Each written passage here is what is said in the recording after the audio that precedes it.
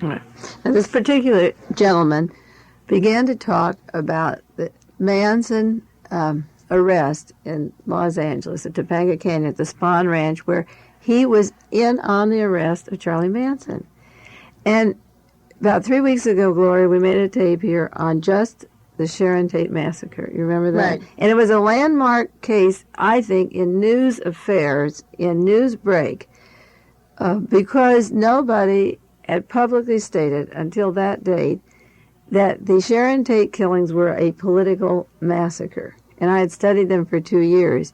And whenever I talk about the killing of John Kennedy, Robert Kennedy, Martin Luther King, I throw in the La Bianca, Sharon Tate, J. Sebring, Folger, the whole massacre of the 7 people as being a political thing for the reason that it was done to come down on a class of society called hippie. That the hippie was no different than chasing the black, which had been going on for years, and coming down on them. And that the purpose was to discredit this group across the country and to effect an election which was to take place in our state, to effect pressures for law and order, and to come down, mistrust these young people, don't give them rides, don't house them, and disassociate yourself. They're violent. And I saved the evidence of Charlie Manson and who he was seeing, or the lawyers he and Charles Watson were seeing. And Manson, to me, was a political patsy. He did not kill the people in those 2 homes that evening. He may have murdered other people. I have no evidence of earlier murders, but I know he didn't do those. And he was no different than Oswald or Ray or Sirhan in terms of being a patsy for a purpose. The 1-hour show, I hope, can you redo it someday? Yes, I think we should. If there's no earth-shattering news, maybe next week in place of this broadcast, could you redo the Manson one? Yeah, I'll have to dig out the tape, yeah. Because it's very, very important to the local news that we talk about all the time. Well, this particular gentleman that spoke to the community meeting, that saw that community meeting, mentioned that the Sheriff's Department in Los Angeles had full knowledge of Charles Manson weeks prior to the killings, and that local people were complaining that they had machine guns, that they were making a lot of noise, and that they were shooting and military type of practicing out there, and they wanted them arrested, and there was every reason to arrest Charlie Manson and the group of people that were at his ranch, 30 or 40 people. He was out on parole. He had been charged with slavery. Earlier, he had a girl who was underage. The father dropped the arrest charge, but he was on parole, so the sheriff could have kept Manson in because he had a minor with him. They knew they had all kinds of heavy drugs, narcotics, and so forth. They had machine guns and weapons, and he was on parole. And every time a sheriff made a report on Manson or a memo, the order came out, you don't touch Manson. This was for weeks before the Sharon Tate murder. You don't touch Manson. And they were not allowed to make an arrest. They said, well, why don't we go in here? Here's this guy's at Spahn Ranch. And they had an obligation to the citizens in the area who said there's an outlaw motorcycle gang, violent people, weapons going around. And the police department, the sheriff's department, would not touch him. And the citizens were subjected to whatever terror would come down on them. They didn't know what was happening. And the memo said, you don't touch Manson. But some stolen car parts were missing a week after the Sharon Tate murder, and they brought in Manson and all the girls and Watson into jail for 3 days.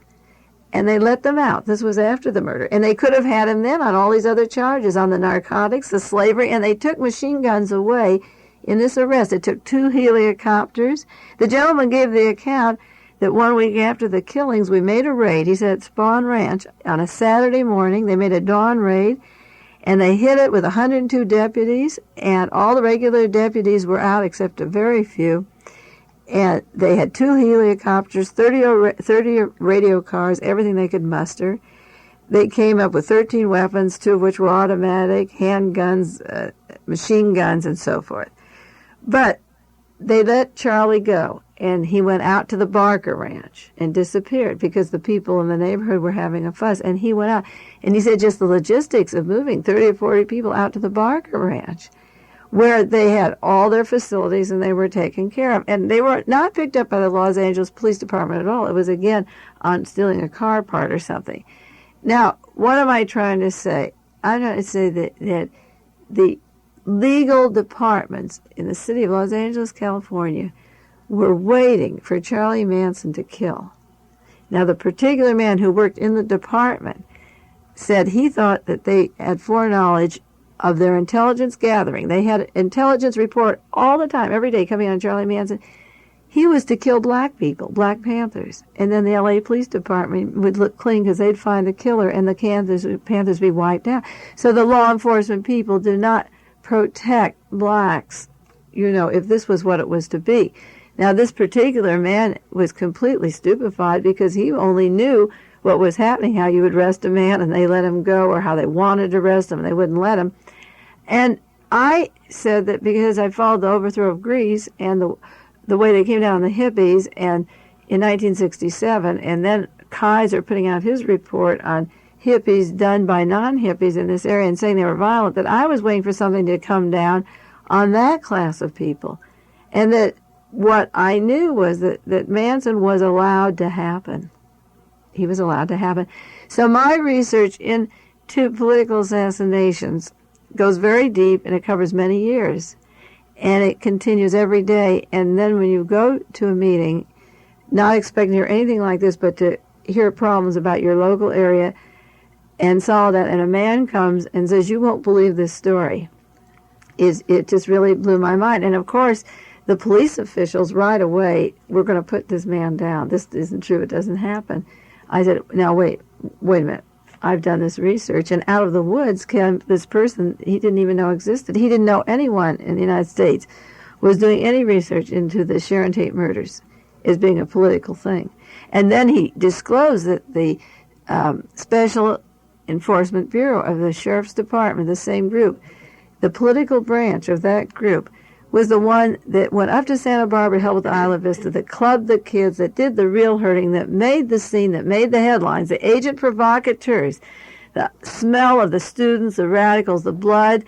That branch, not the Santa Barbara police. The Santa Barbara police get a bad name. The students get a bad name. The state gets a bad name. The Special Enforcement Bureau was the group that went right up to Isla Vista. So there are political branches of the law enforcement agencies, and these things have to be cleared out. This is where the conspiracy lies. If you say you talk every week about conspiracies, name places. I'm telling you that every branch of every law enforcement agency has its own tax squad, special squad, conspiracy group, and when these murders come down, they handle the investigation, they collect the evidence, they plant the evidence. They are the group, like in Los Angeles that Louis Tackwood talked about, they are the special branches that take care of all the conspiracies and the provocateurs. Now, yesterday, Gloria, I found in the Mercury, San Jose Mercury, an article which is so pertinent that I'm going to use the remaining time of this show to talk about it. Yes, I read that one yesterday. Did you read it? Yes. This is supposed to be the swan song of the ego of American youth, the finale to John Kennedy. And I might say, as I talk about the article, that one suggestion to make is that if the young people would get some of the records of John Kennedy, which should be in the library or buy them at the record stores, I own some of his speeches, because that name is gone for these people who don't remember who he was. We're studying political assassinations, and these young people have lost their ego and their hope. If they would get these records and listen to what John Kennedy said and his voice and the content of his material, and then play a speech of Richard Nixon, alongside of it, his recent speeches or the records, if there are, of Richard Nixon's speeches, then you would know what was lost in the last 8 years. The only way you know what you lost is if you see the difference. If you go to New Woolworths and you buy a diamond ring and you're down building a sandcastle and it falls off, you won't miss it unless you've had a ring from Tiffany. I'm not saying John Kennedy was Tiffany, but you have to get an authentic feeling of somebody trying to effect changes in society and the sincerity or the program that intended to be put into effect that barely got started. And you have to know what you lost to make a comparison. But the New York Times came out with an article, unsigned, of course. I would love to know who wrote it, called "Youth's Great Ego Trip is Fading Out." Now, if there was one thing we can't afford to lose in any time or any place or any hour of our day, it's our ego. When that's gone, you are in great trouble. And I'm going to read part of the article, and I'm going to make remarks about it as we go along.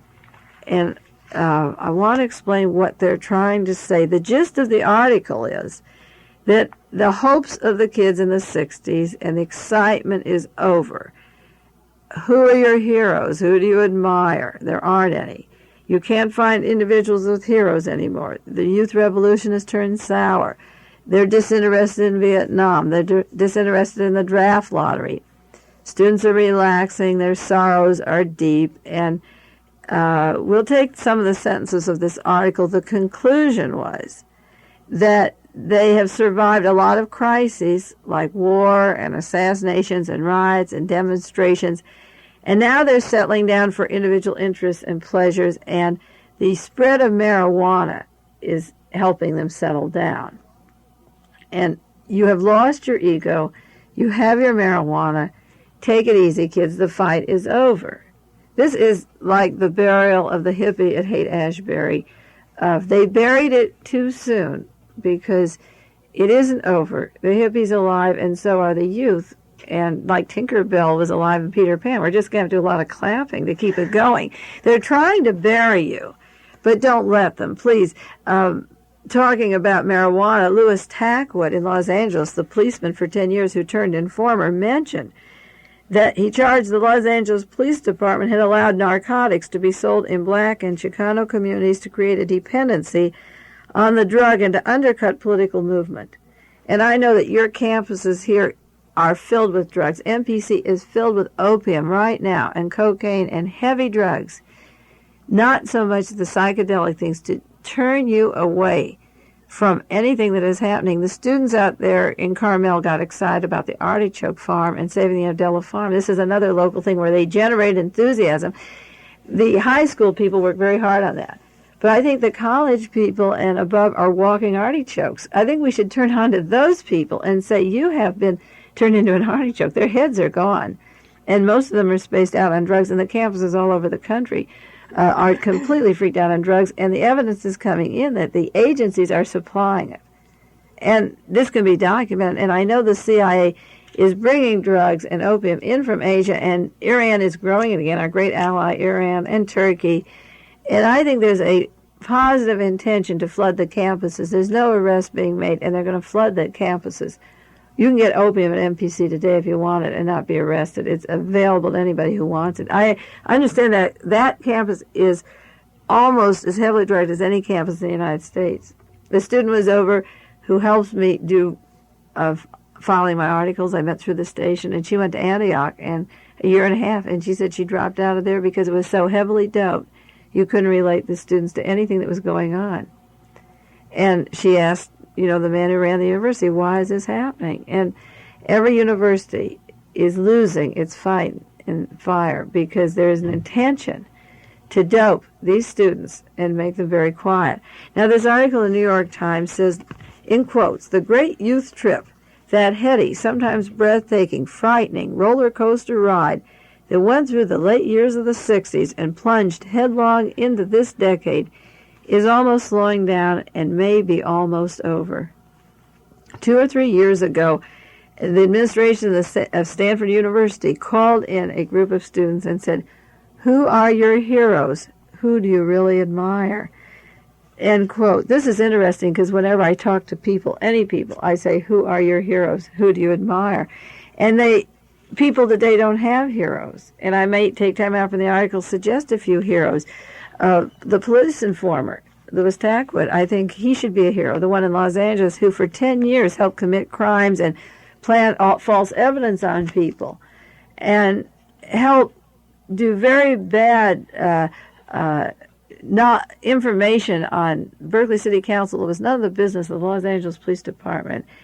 Quit the Los Angeles Police Department because it was to plant bombs in San Diego at the time of the 72 election and blow up the people who would plant the bombs and kill well-known congressmen and news people. He's a hero. He has saved a lot of lives by saying, no, I won't do it. I won't go into that. He charged the Los Angeles Police Department of planning disturbances at the National Convention in San Diego, and the disturbances would give the president a good issue for the campaign and provide an excuse for rounding up known militants across the country.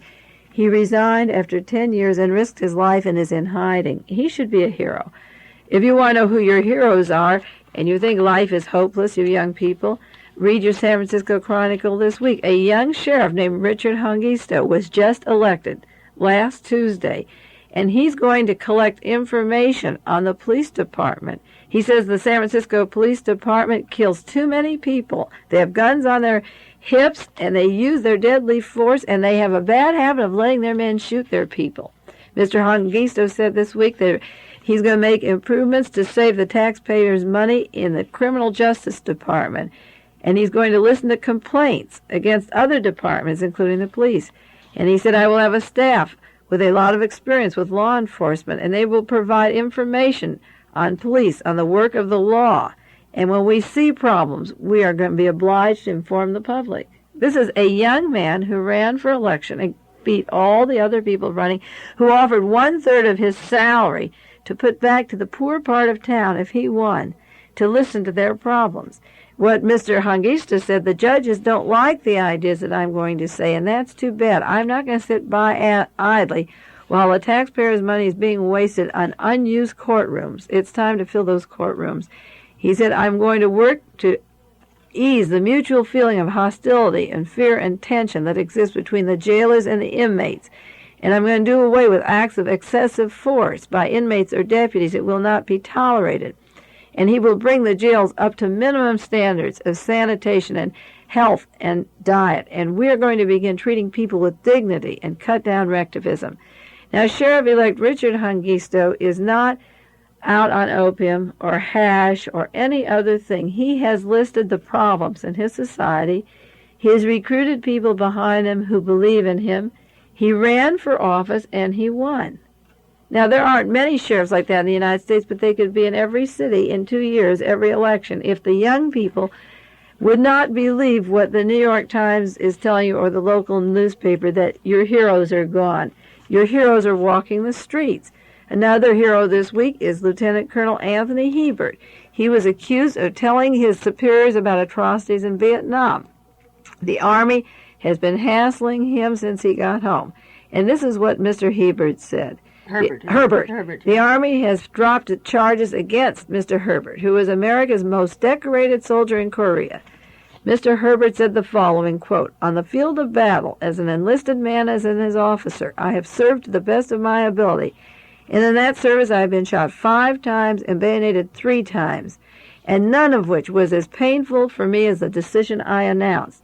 For 2.5 years I have struggled to help the Army eliminate the stigma of concealment of war crimes, which I personally saw and had the knowledge of, and the actions taken by certain members of the Army at the local and Pentagon level convinced me that to continue seeking correction within the military would be useless, end quote.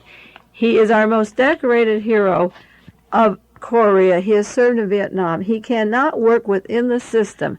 So when I speak to you about cover-ups, political assassinations, murder of candidates, we can unsolve these murders outside of their system, but in our own system. We can create our own system, like the sheriff in San Francisco or Mr.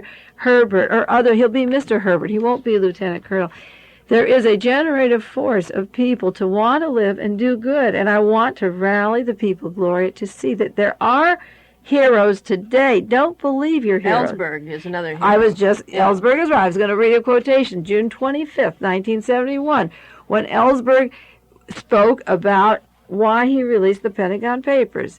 He said, there's never been a year when there would have been a war in Indochina without American money fueling it. If we had not been supplying the money and the napalm, nothing would have gone on that looked like a war.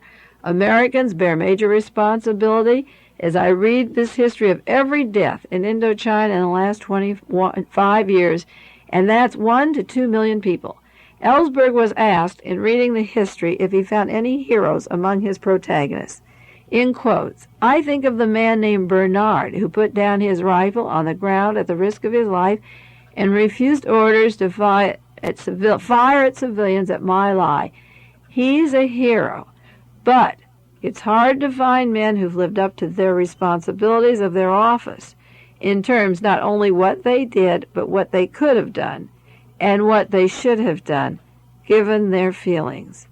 End quote. Signed, Daniel Ellsberg. So, you see, I've mentioned heroes today.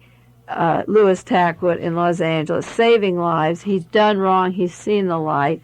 Mr. Hungies in San Francisco, Lieutenant Colonel Anthony Herbert, Daniel Ellsberg.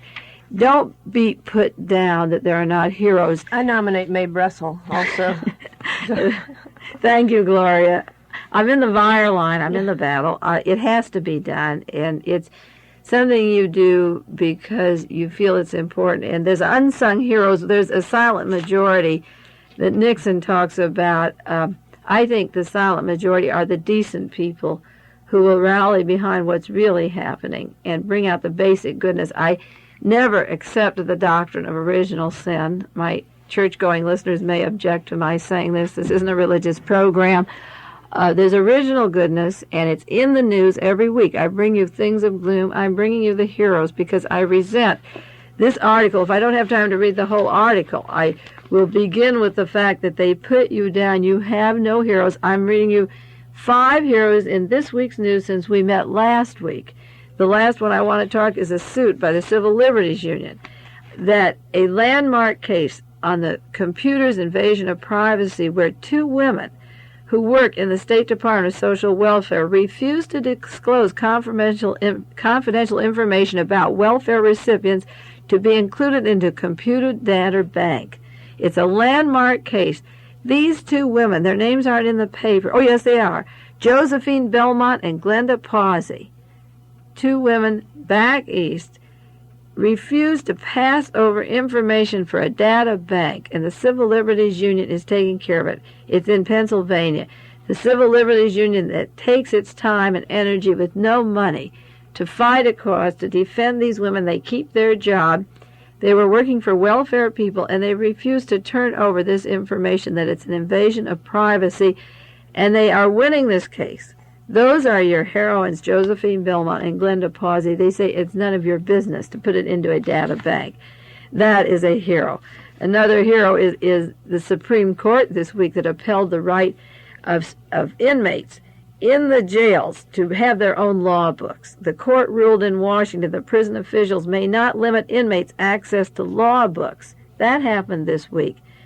That is a fair law. I don't say the system is all bad.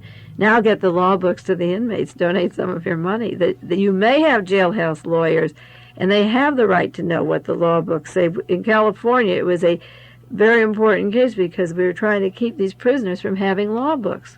Brilliant men like Rochelle McGee that are given the IQ test of being somewhat close to an idiot. The man who gave the test just must be lower. You can imagine what his IQ is because Rochelle McGee is a very brilliant, capable young person.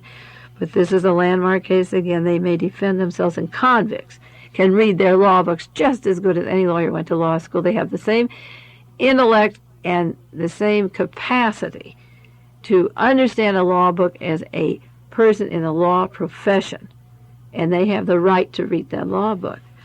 So when you're talking about heroes, yeah, you see how much has happened this week. Just this week. I'm cross-filing some of my articles now and cutting out what's important in the news each week. And if I have to put it under filing sections, I'm putting it under other envelopes and not losing the articles because things are coming in so fast now. Well, back to this article as much as we have time. No, we have about 5 minutes. Okay. The article goes to say that the students are going changes because they say the war in Vietnam is less visible. We don't have time to refute that statement. The war in Vietnam escalated this week. There were more bombings, heavier bombings, more money allocated to defense, more weapons ordered, more overcharge of weapons. The war is far from over. They say the draft lottery is accepted by the students because it's more equitable. People weren't objecting that the draft was unfair, not the students, because the students were getting draft deferments. Maybe the poor people were saying the draft was unfair. They were objecting to the unfairness of the war. The article is perverting the whole reason for the draft lottery argument. They said the draft is unfair because the war is wrong. They didn't want the war. The students don't want fairness and trap system. They just don't want the war for anybody. Then they say the young are changing their attitudes because the 18-year-old vote is a reality. The reality is that they're going to choose between Bomber Jackson and Richard Nixon. That is no reality, and the students better wake up to the fact that this is a put-on. This is a joke. We've talked about Henry Jackson before, that he is the man Richard Nixon wanted for the Secretary of War, but he was so far right that there may be controversy, so he chose Laird. Now, Bomber Jackson is trying to pass himself off as a liberal, and we don't have time. I cut out an article about him this week on how he would run his campaign, that the war was the last issue. The escalation of the war and the arms is so big that he calls it the last. The article says that changes are taking place with the young people, that their solutions have generally narrowed down to what they can do as individuals at a local level. I have to tell you students who didn't read the article that there's thinking that you're caring, like the MCHIP thing, you're shore out here or your artichoke field. You better just say to them back in Washington that the local level isn't quite good enough for you, that while you save your green belt, you save your skin, that the national level is very much your concern, and the candidates they select for you are very much your concern, and don't believe that they're going to keep you at some local level. You can work at the local level and get your sheriffs like in San Francisco, but you better know your national level, and I'll tell it to you each week until time runs out. Now they say that radicalism isn't existing anymore. It's not paraded in the streets. That is a fact. It should never have been paraded in the streets. When the people in the Tsarist Russia wanted to overthrow an unfair regime, they didn't have meetings at Madison Square Garden and tell the Tsar what they were going to do. If this government has been overthrown, which it was, the only way you're going to gain it back is to gather information and listen to shows like this and take tapes, which many people are doing, and don't invite me over. You play tapes for your friends and send them across the states, which you are doing, and send them to Rhode Island and Florida and Texas and Michigan, where people are sending these tapes, and let them call in their own friends and have their own discussion groups and get this going at a small level with no leader. The cult thing is over, and you work at your own level and listen to these things and begin to move, because when it becomes big, your leaders are taken away. I can't take you to Madison Square Garden and talk about this. You have to take it yourself. Right. You have to talk about it at home. So the radical days on the street are over. The article says that youths are becoming tolerant. This is the way they describe you: patient, tolerant, cynical, skeptical, apathetic, and subdued. All of this is true. You're patient with anything. You're tolerant of misinformation. You're cynical about people who offer you truth. You're skeptical that anything can be done. You're apathetic because you're drugged and uninformed, and you're subdued because you're uninformed and apathetic and skeptical and cynical and overdrugged. And you just better put down your weeds and grass and put away some of the recreations until you have this country back where it's safe, because you'll belong to the slave state and you will be kept where they want you if you become a victim of the medicine they're pouring into your systems. The adults, too, they are drugged. They have a television lobotomy, I call it. Their brain was removed by CBS. Right.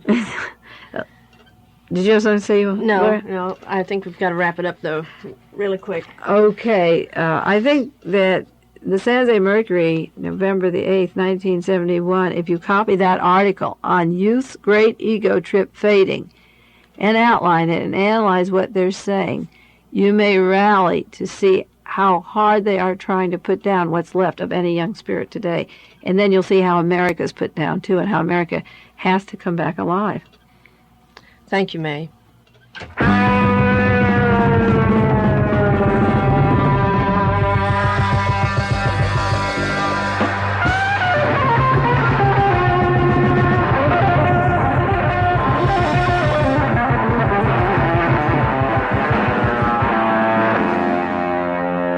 You've been listening to Dialogue.